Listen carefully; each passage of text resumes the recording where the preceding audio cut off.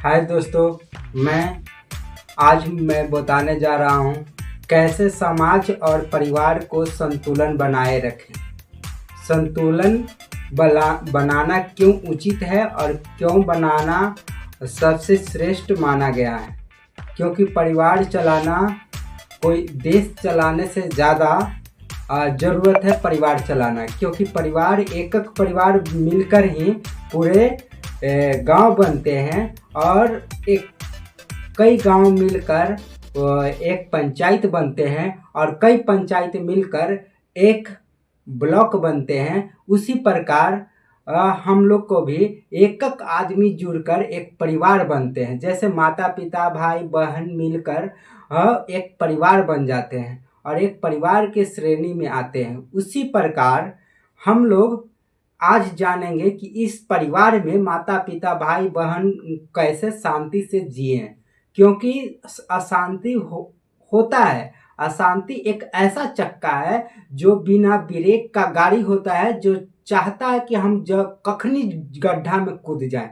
उसी प्रकार हम लोग को जीवन में परिवार में ऐसा ही एक नेचर है, प्राकृतिक है कि जो हर आदमी हर बच्चे में ये अंदर में है कि ताकि हम कैसे जाकर लड़ जाएं झगड़ जाएं। क्योंकि लड़ना झगड़ना बहुत जो है ना कंट्रोल करने के बाद ये सुधरता है, नहीं तो ये चाहता ही है। अंदर में ऐसा कीड़ा है हम लोग को माइंड में या शरीर में कहिए कि जो वो चाहता है कि किसी से लड़े, किसी से मारे, किसी से ये करे, मतलब वो चाहता है। मगर हम उसको कंट्रोल किससे करते हैं? तो हम अपने आत्म रक्षक जिसको बोलते हैं माइंड कंट्रोलर, माइंड को कंट्रोल करने वाला जो होता है वही ये सब करने से रोकता है। और प्लस में एक सबसे बड़ा उत्तम हम आपको बता रहे हैं धर्म हिंदू धर्म जो होता है, चाहे कोई भी धर्म होता है, धर्म पढ़ते हैं और सीखते हैं कि नहीं कैसे हम लोग को जीवन में रहना चाहिए। और उस पढ़ने से ज़्यादा ये है कि उस पढ़ें और उसका उपयोग करें, अपने जीवन में उतारें। क्योंकि जब तक अगर अपना जीवन में नहीं उतारिएगा तब तक आप कुछ भी नहीं सीख पाइएगा और कुछ भी परिवार में शांति नहीं ला पाएंगे। क्योंकि जीवन में सीखना और सीखने में जो समय लगा वो गंवाना ही पड़ेगा आपको, और वो गंवाइएगा और तभी आप अपने परिवार में सुखी पाइएगा। अगर वह नहीं गंवाते हैं और सोचते हैं कि हम परिवार में सुखी रह जाएं, तो ऐसा होता नहीं है। ऐसा प्राकृतिक नियम नहीं है, कहूँ ऐसा लिखा हुआ नहीं है जो इसमें स्ट्रगल नहीं है। और जो कष्ट करेंगे, कष्ट करते हुए और परिवार को चलाएंगे। और परिवार कैसे चलेगा ये हम आपको 5 टिप्स बोलते हैं। कभी भी अपने आप को फ्री मत रहिए,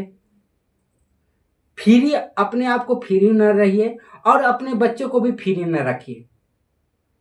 ऐसा सोचते हैं, बहुत लोग सोचते हैं कि हम कमा रहे हैं तो क्या हमारे बच्चों कमाएगा, हम कमा रहे हैं तो हमारा बीवी भी कमाएगा। नहीं, हमारा बीवी नहीं कमाए, ऐसा सोचते हैं। मगर ऐसा सोचना बिल्कुल गलत है।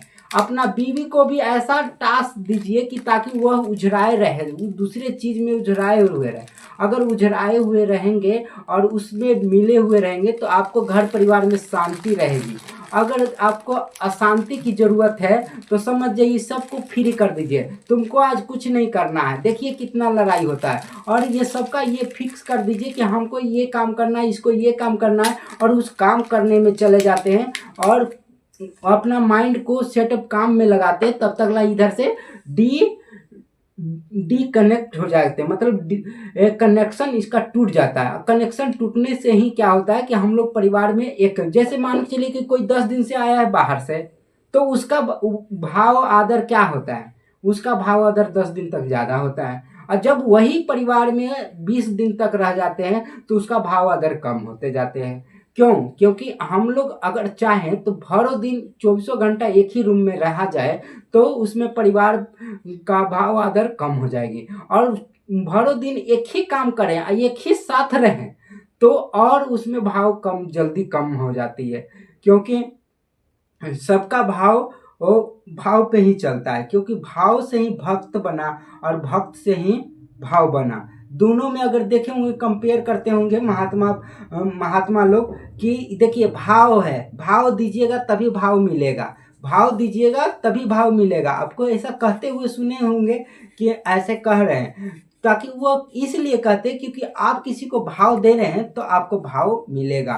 अगर आप भाव में उस सम्मिलित कैसे हो सकते हैं, तो देखिए जैसे सम्मिलित क्या है कि सम, मान लीजिए हमको 2 काम मिला है, तो 2 काम करके न पूरा करके आएंगे तभी ना किसी से बात करेंगे।